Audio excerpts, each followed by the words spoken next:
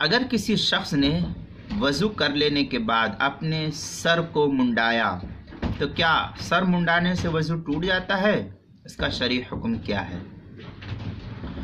چنانچہ در مختار، فتاوی شامی اور محیط برہانیہ وغیرہ کو دیکھنے سے معلوم ہوتا ہے کہ اگر کسی شخص نے وضو کیا تھا اور اس کے بعد سر کا یا داڑھی کا یا مونچھ وغیرہ کا بال کٹوایا اس نے یا منڈایا، تو محض بال کٹانے سے یا منڈانے سے یا ناخن کاٹنے سے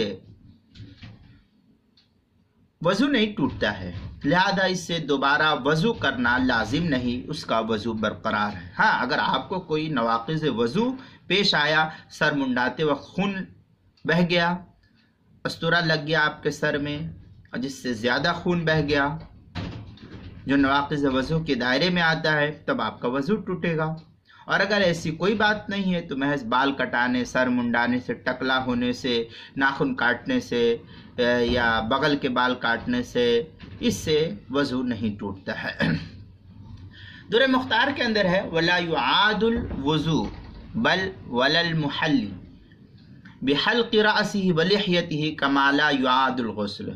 یہ اس طریقے کے عبارت در مختار جو زکریا بک ڈیپو دیوبند کا ہندی نسخہ ہے، اس کی پہلی جلد 216 صفحہ، محیط برہانیہ پہلی جلد صفحہ 216 اس میں بھی نقل کیا ہے۔ کتاب المسائل کی پہلی جلد صفحہ 170 پر بھی اس کو نقل کیا ہے، وہاں بھی دیکھ سکتے ہیں۔